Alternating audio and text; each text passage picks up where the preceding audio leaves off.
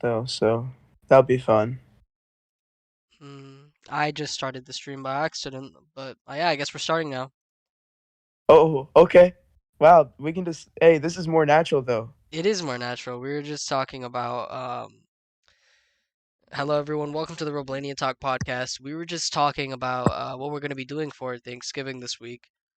Jackson unfortunately will not be doing anything. I don't think I'm going to be doing anything. The gym's closed, so I can't really do anything there. Sorry if I sound a little bit under the weather. A bit I'm not I don't know if I don't think I'm sick. I just allergies are really like I just lost my medication because I need to get it re-prescribed. So I do sound a little bit shitty, but it is what it is. Anyways, we're gonna be reviewing Dynamite, and I'm gonna be honest, not a whole lot happened, but it was a really nice Thanksgiving Eve like special. It was a really, and I say that as in the whole 2 hours because my God, the first 15 minutes was straight heat. It That was was that was insane to watch, man. This is the type of stuff that we've been waiting from Punk. Like when he returned. It took a while to get there, but we're finally here. I feel like. We got a glimpse of it a couple of weeks ago on Rampage. Whenever he had that when they were in St. Louis and he had that promo with Eddie Kingston. But tonight, I think it all came out really. The thing with the Eddie Kingston feud is that it wasn't at the level of you got to call back to like his days in WWE, and I think that this did a really good job at it. Like this type of stuff, like hearing about Triple H, hearing about like Cena being the second best. This is the type of stuff that I wanted to hear when he first came back. But whatever, AEW did a good job. I loved I loved everything Punk's been doing, and but we're finally here, and just to go over what happened, so it really starts off with MJF just enters the ring. He cuts him off. One thing I love about AEW is that the entrances aren't absurdly long like WWE. Like bro, like if Roman does a promo in the beginning of the show, 10 minutes in he'll still be doing his entrance. So what I loved about this is it was quick and short to the point. And just right to kick it off, MJF just takes the first jab, and he talks about how like He started off UFC. by saying he felt disrespected after what CM Punk did last week when he stuck his hand out, but then he just left. hmm Um, what I notice is like the character of MJF is just really good at trying to get into the head, but as Punk finally responded, um, you could start to see that CM Punk was getting into the head of MJF for like the first time. Like these like it's such a weird dynamic finally seeing MJF finally get what he deserves in a way, and like I remember the part where he was talking about how MJF has a poster of him on his wall. He was really getting under his skin, and the line that I think that really started to crack was when he called him the less famous Miz, and I was shocked because they mentioned a lot of WWE stuff. They never say WWE, but like man, this promo That really was. I'm gonna be honest, man. Twitter really blew up whenever that Miz line happened. Like Miz was even trending. it's because once he says that it's going to it can only get down from there. Like AEW is not that type of company to just to, like take one shot and then that's it. That's but they were. I felt like they either like they have to choose when they're going to go all in, and in this particular feud, this I don't know how it could get any more heated in this rivalry because this segment was straight heat. Just a quick comment on the camera angles were great because when uh when when Punk's talking, you can just like it's just a cinematic of like the camera pan and just seeing them both in the ring standing with each other. It makes everything feel so cinematic. It's man, the production game was on point for this one. Like I honestly felt like it was more than just a promo battle. Like it felt like it It felt felt almost cinematic. real. It did. It felt real. Yeah, that's the best way to describe it. That's something I think MJF can do really well in his promos.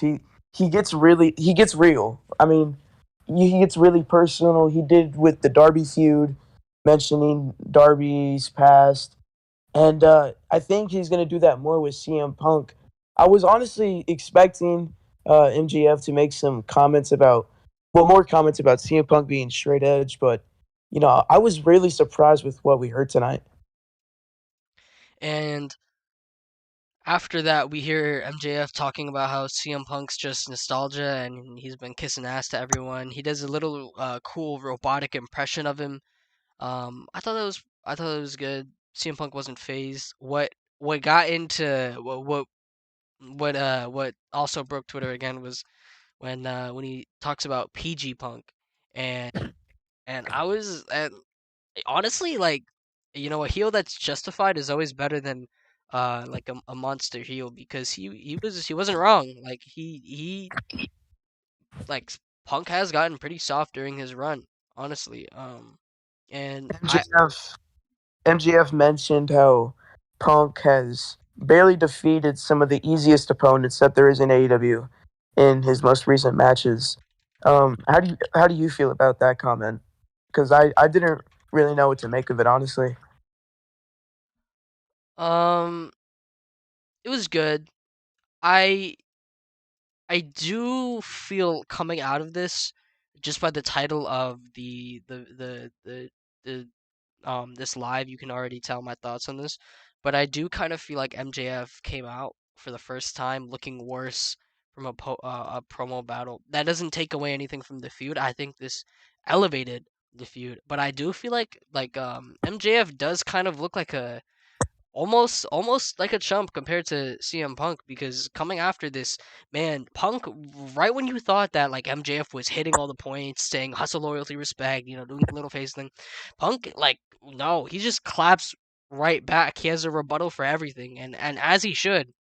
But I it was just, I don't know, it's just for the first time like we see something different from from MJF, like just the outcome from a pro. I don't know. The idea of MJF losing a promo battle is just crazy to me. But anyways, after that, MJF really leaned on the past. He even they went as far as to mention Triple H, which they haven't really done uh like super explicitly.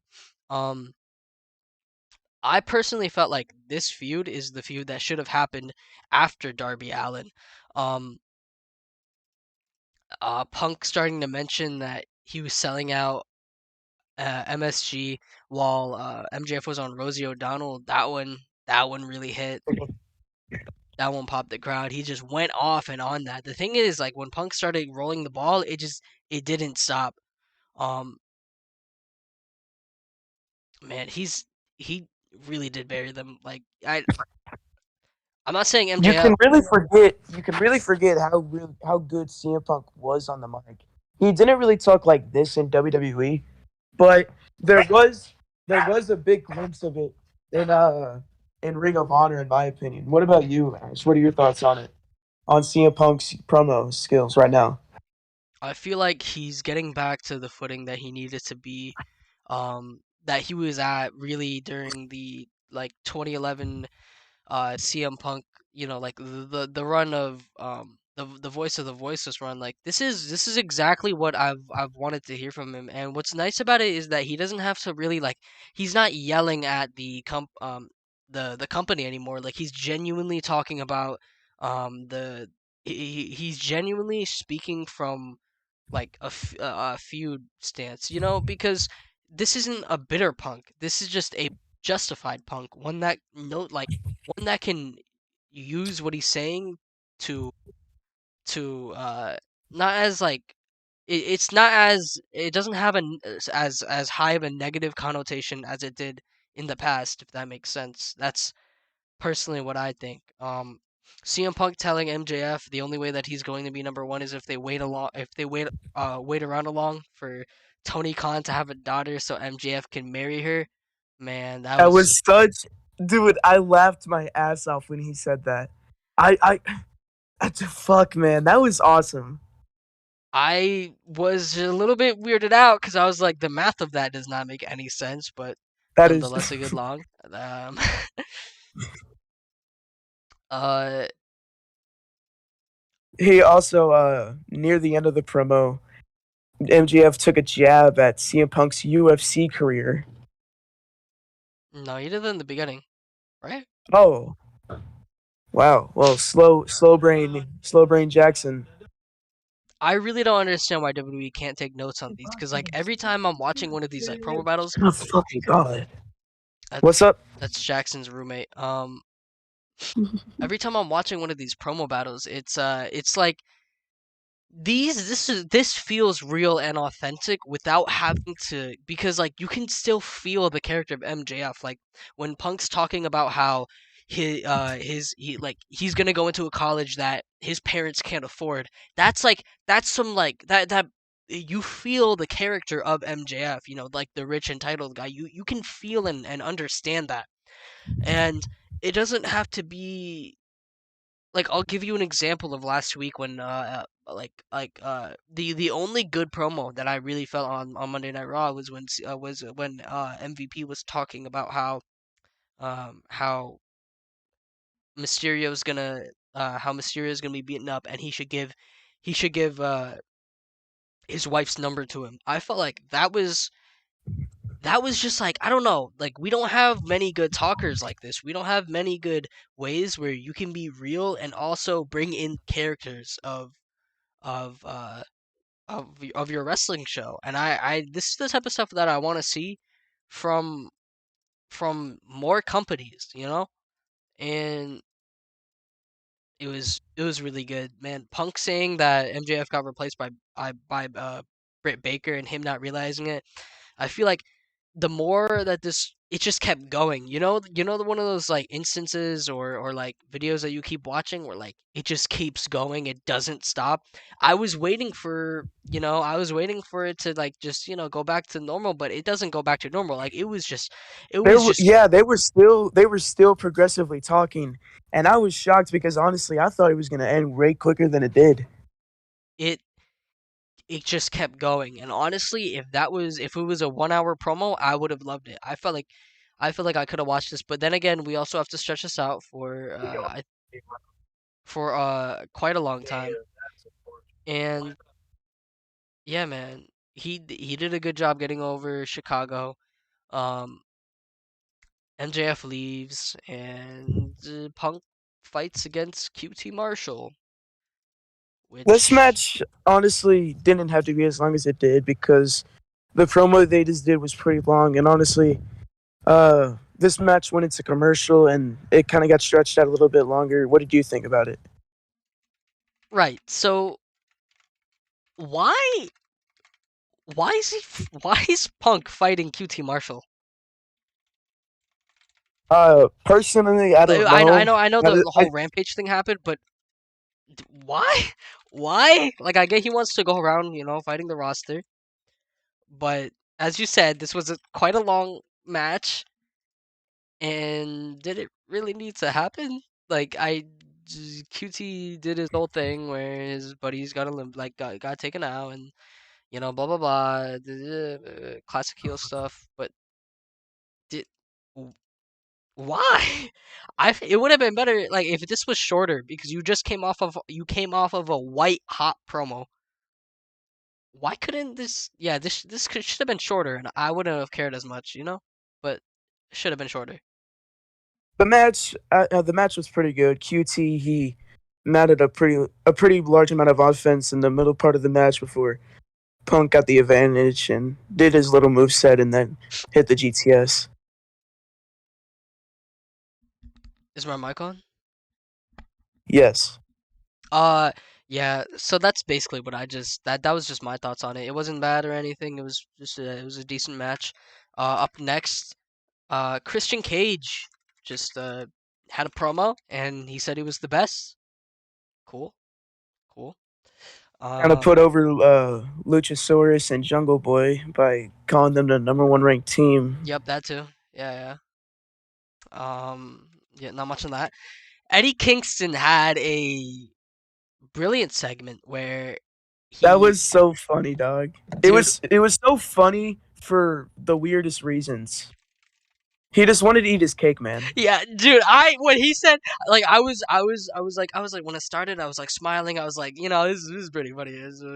But then when Kingston says, "Man, I just want to eat this cake," that sent me. I could not. I was like, just Eddie completely no selling everything and just focusing on that cake. I don't know why, but it just sent me. It was just hilarious to me. And credit to AEW. Their segments always feel. I feel like this could be on a. It could be they could make a comedy movie, not like the shitty WWE studio movies, and I would genuinely enjoy it because we saw like or we see later on like Adam Cole being able just to be just the biggest dick, the biggest high school bully. Like this is the type of stuff that I loved. Um, and I don't know if I heard this wrong, but I'm pretty sure Moxley was mentioned, right? Yeah. Okay, I love how right when he's At the mentioned, he flips his beginning, shit.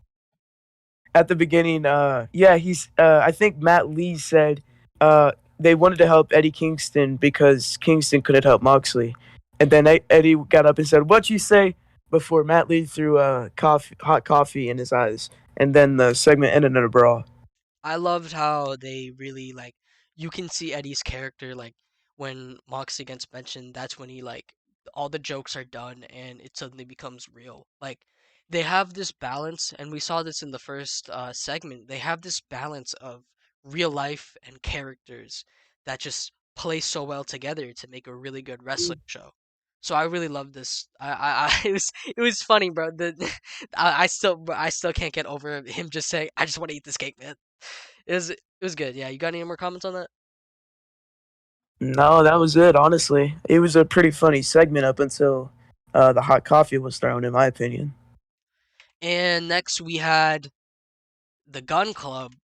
And boy, do I got a lot of stuff to say about Billy Gunn because I really do not like Billy Gunn anymore. Like, I'm getting tired of him. I'm really getting tired of him. And it's mainly because if you watch Rampage, Billy Gunn kicked out of the coffin drop for no reason. And when I was watching this, I was like, how can they I feel like the next two champions are Thanksgiving either going to be tomorrow. MJF or Darby Yeah, Allin, Christmas. Yeah. and trying and not putting over not not I it's just it feels so redundant. It feels so redundant. This feud could be built up better. AEW does this thing where they love to have these brawls and stuff, and there's not much What context up, St. Claus? to any of this story really. Hey, Santa Claus. But whatever. Heel Sure, versus yeah, face, back it's up. nice. Yep, you've been Uh, eating shit. What the fuck? Yeah. Jackson talking to his roommate. Nice. Darby just smacked the fuck out of some guy that came out. I don't even remember his name, but he just smacked. He just fucking dived at him and smacked the living hell out No, of him. you can't lick me. Um, and that was basically that. That was. I don't know if you guys are excited for that feud, but that it is what it is. Battle of the Belts gets announced. January 8th, taking place in Charlotte, North Carolina. Gonna be great for Matt Hardy. I'm sure something there will happen. Um, just write down the time step real quick. All right, Adam Cole and Bobby Fish segment. Jackson, are you here or I'm here. Yes. okay? Hello. Adam Cole and Bobby Fish are backstage. They're talking, and they're basically talking about how they're best friends. Uh, Adam Cole is a bully. That in simple terms, yes, Adam Cole is a bully. They kind of poked at their names. They kind of bullied best friends. This other guy who wasn't there tonight. Adam Cole, he kind of sucks, but he's got a really nice theme song. That was probably the best way to word it. Did you catch the Yuta line where he just he's just making fun of Yuta for no reason. I just love that. Like someone can be standing doing nothing and Adam will just still bully them. It's really nice. And coming out of it, it was you're really starting to see dissension from Kenny's getting some really well deserved time off. But there's a lot of dissension being built up, and we're seeing this friendship between Bobby and Adam being built, which leads me to believe that possibly we could be Could we seeing. see Kyle O'Reilly in AEW? Yeah, that's Yeah, I another mean, thing too. there are rumors that he is leaving sometime in December. Well, hold on. Here's a question: would you like to see him in there? Would you like to see an undisputed era reunion? Well, yes, honestly, because ever since Adam Cole has left NXT and Kyle O'Reilly's not really been doing much, and I don't even know if he's in the War Games match that they just announced. It's crazy how like they're building to Bobby and Adam being friends. It just feels like organic for if Kyle O'Reilly showed up next week on Dynamite, it would just feel normal, you know? But that's really all I have to say about that. Uh Next up, Leo Rush and Dante Martin backstage. And This was Hook was weird. on screen. Hook was there. Hook. Hook. Hook. Send Hook, bro. Send Hook. Send Hook.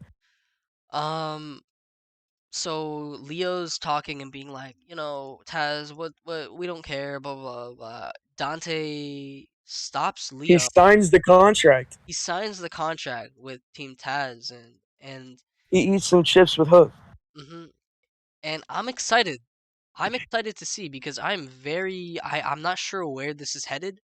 I'm sure it's gonna head somewhere neat, but I just want to be honest. Ever since Dante Martinez come on to AEW, I personally, in my opinion, have not been a really big fan of his promo work. That's just me. I mean, I can't really speak on it because I'm not, you know, a fucking wrestler who cuts promos. But I'm very intrigued to see how he does as a heel because I've never seen a heel Dante Martin, so I'm actually intrigued and excited, but also kind of confused because in my opinion, he couldn't cook promos that well. I feel like we're gonna be seeing a series of segments where it's going to be Dante and Leo, like Leo chasing Dante and trying to bring him back. It'd be interesting to. I feel like Dante is one of the new generation. You know how you had MJF, Darby, those guys being built up. Now I feel like Dante is starting to replace that as the next generation. And yeah, as you said, promo skills might not be the best, but pairing him with someone like a Leo Rush or like a Taz is gonna do wonders for him. I felt like the Leo Rush and Dante Martin pairing was already good. I don't know what the point is, but I'm sure they're gonna get to the point, and I'm sure it'll be great as usual. Do you have any more comments on this? I think you honestly said it all. Oh, Hook is wholesome, by the way. Hook is so Yes. wholesome. Like, I love me some Hook. Um, Jamie When do you Hayter. think AEW is actually gonna, focus more on Hook? That's a good question. I actually, I you gotta give it some time because I know a lot of people aren't hookers. That came out wrong. I saw a tweet not too long ago of a screenshot from a segment last year in AEW, and it was I think it was a segment between MJF and John Moxley, and MJF had some like guys with him, and I think Hook was a part of it, like some kind of group that they were doing at the time. I'm not sure. I like Hook just because personally he's short and really buff and looks cool, and I'm short, and yeah, You're trying to get buff, I try to but you're get not buff. there yet. That's the You're not there physique that I yet. do want. It was very wholesome. He gave the chip to. They started eating the chips. It was just like it was nice. It was nice. Um, Jamie Hayter versus Thunder Rosa. Okay, so this match, do you want to start? No, you can go. You can go. Okay, so I was going into this match. I didn't really care, but as it went on, um, I still didn't care because I mean, Thunder Rosa basically puts on the same match every time she wrestles. I'm sorry, but this is just my opinion. She like every week when she has a match, I don't see anything new from her. That's just my opinion. I thought it was fine. I had no problems with it. Jamie Hayter came off as very strong, very powerful. Of course, she didn't win. Um, Someone tweeted out these cameras making it way too hard to focus on the work rate, and I completely agree. Um, if you know, you know. If you don't, it is what it is. But yeah, Jamie's teasing dissension between her and Baker, which ties into the Friendsgiving segment. And what I would like to see Jamie Hayter go on a singles run. I'm sure they're going to. You know what would be cool if Jamie would be the next opponent. Maybe do it on a big Rampage or Dynamite. You can have them face Britt Baker versus Jamie Hayter. I want to see it. Book it. Why not? What about you? You agree? Or... Agreed. Agreed. Okay. Well, the next segment is it's a very nice Chris Jericho interview. He gets interrupted, and what I took away is that I forgot which member of 2.0 it is, but he has a square head. Nice, nice. Friendsgiving. Friendsgiving. Yes. This was Tony Schiavone. I really love Tony I Schiavone. love him so much. Yes, coming out of this, I don't know any other wrestling company that could do such a good job of tying in um a promo package and a a promo package and a friendsgiving. I don't know any other company that could do this, but somehow they do it. They play this recap of Riho, and it shows that she doesn't she's basically she's gonna get another match, obviously. What was funny is that my audio cut out during the part where Britt was yelling at Tony. So all I could see was just a depressed Tony Schiavone and a screaming Britt Baker just screaming the fuck out of him. And I don't know why, it was just funny. But I watched back on it, and yeah, Britt is elevated. Tony being invited sent me because I didn't know that he was gonna be there. When like I literally just saw the screen, I was like, "Why the fuck is Tony Schiavone next there?" And Tony just doing his job, man. Tony's just trying to do his job. He's just trying to play that promo, to play that segment back, trying to make people just feel for Riho, and it was wholesome. Like Hook, wholesome. And Jackson isn't here right now, but when he comes back, I'm sure he'll have comments to say on that. Next up, we had Colt Cabana versus Brian Danielson, and this is where we're starting to see more of Danielson take that heel turn. It was a really good match. Nothing that wowed me, but what was interesting is that like Brian is getting a lot more cocky nowadays. When he puts on the bell lock at the end, you can see him like just posing, and that to me was like this is a different side. I feel like a different side of Danielson, because in WWE he was always, even when he was the heel, like I felt like he was just a little bit of the underdog. He's never felt like unstoppable. And in this match, it felt like he was unstoppable. It really did feel like he was sort of uh like going into his feud with Hangman, you know he's not going to win, but you also know that he's he's set. Like he's ready. He's going to do what he does, which is kick some heads in. And in this match, slowly he's slow. Like the commentators are doing a really good job where it's progressively going on them turning on him. Not yet though. Jackson, are you still gone? Yeah, he's gone. Um, R.I.P. Jackson. Comment that if you're still watching. During the interview, Danielson turns on the crowd for booing him and asks if it's his fault or the crowd's, and he has one word to describe the audience, which is fickle, which is interesting because are we going to see the planet's champion back again? I'm not sure. I think what this was is it was just Daniel being Daniel, and using the fickle crowd chant was it's just there. And yeah, that's basically it for that. It was good. It was good. I really do dig the whole vibe of Danielson, this heel Danielson so quickly and early, but it's a justified Danielson. if you know what I mean. It doesn't feel unnatural. It feels a little bit unnatural, but not too much to the point where it's bothering. Heyman comes out, Brian refuses to fight him, which is interesting because I did not feel like Cowboy shit. cowboy shit. Yeah. Are you back? Yes, I am back. Hello. We're talking about the Daniel Bryanson versus Colt Cabana match and what happened after. What are your thoughts? Well, I think Colt Cabana and Daniel Bryan. Fuck. I'm sorry. I'm gonna be honest. I was playing 2K19 earlier, and I did the Daniel Bryan showcase, and Yeah. I was just so yeah. I feel really disappointed in myself right now. Brian Danielson, that's his name. Colt Cabana. I think they had the match of the night, and honestly, both been like put their bodies on the line. I think Brian he was doing really good targeting the limbs and the shoulders of Colt Cabana, and yeah, a very technical match. I liked it.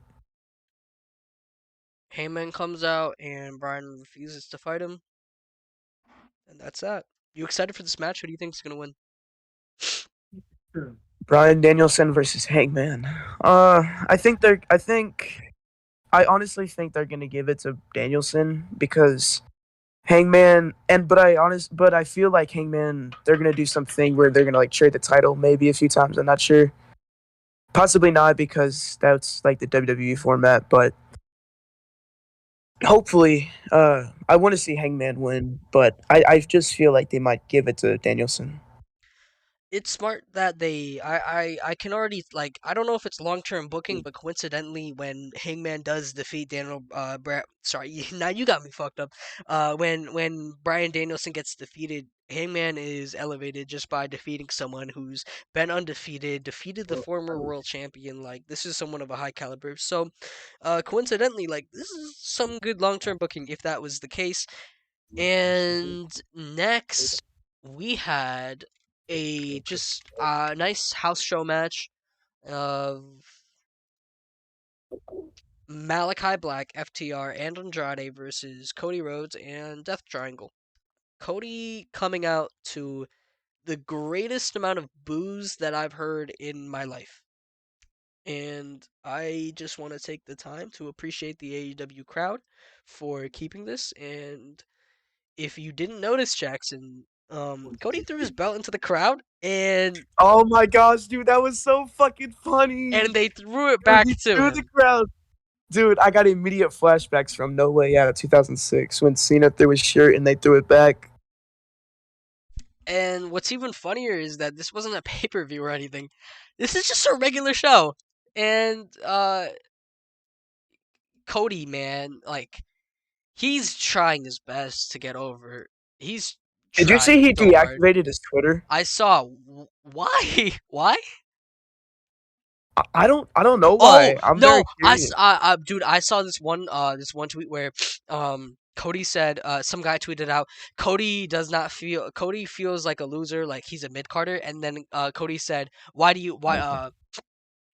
uh uh uh so some guy tweeted out Cody is a mid carder, and then Cody replied, then why do you follow me? And the dude replied, cause you're my favorite mid carder. I I'm poor Cody, man. Poor Cody. He's You ain't a fucking man. Just because it's your month of your birthday don't mean it's your birthday, you nigga. all right. Nice, Jackson. Um, poor Cody, dude. He's trying his best. And one thing that I do want to comment is that when he came out, his graphics are heat. His graphics are great. Uh, but that can't save him from getting this belt thrown back at him. And even Andrade played up against that. He just took it like they couldn't even throw it back into the crowd anymore. He just threw it and that's it. Like yeah, it was a good match. It was a good 6 man tag. A little bit of a house show vibe, but it was good for the most part. And that's your rampage. That's your rampage. So, overall rating maybe probably it was a good 4 out of 5. Just because I've been watching a lot of WWE lately, and I've post-traumatic stress disorder from watching a ton of really really bad stuff. So my standard is this is probably a 5-star show compared to that, but I maybe 4 out of 5. Jackson, are you back? Yes. Sorry for that voice that keeps coming over my microphone. Yes, God forbid. yes. What would you rate this one? And the main event, I like the main event. I think Ray Phoenix and Penta really showed out in this matchup. I didn't even get Same to with that. Yeah, every time they're put in like these really really uh matches that they're not supposed to really be showcasing anything. Like they don't have to go out of their way, but they just go out of their way to put on an excellent performance. Sorry, I cut you off there. Go ahead. Nah, you were good, man. I was just saying, I think the tag division in AEW is like really phenomenal right now. But they should focus on more teams. I like what they're doing with 2.0 and Daniel Garcia, but I'm really liking what I'm seeing with Ray Phoenix and Penta. What would you rate the show overall? Well, compared to Raw this past Monday night, it's a 5-star show. Yeah, that's what I was But just saying. Yeah. I think for AEW's average shows and what they put out, I think it was like a 4-star show. I think uh, I think some things could have been done differently in this show. Like for example, the beginning. Like I don't think the QT Marshall and Punk match should have been as long as it was. But overall, I think the show was pretty good for the Thanksgiving Eve show. It would have been 5 out of 5 had they taken off. Have they? It would have been 5 out of 5 if they took off Billy Gunn, because I don't want to see Billy Gunn on my television anymore. Never liked him, never will, and that's gonna wrap it up. 4 out of 5. Solid stuff. Any closing comments? Uh, AEW is the best wrestling company in the world of professional wrestling today. Thank you everyone for watching, and we'll see you on the next review. Remember to like, comment, and subscribe. We'll see you next time.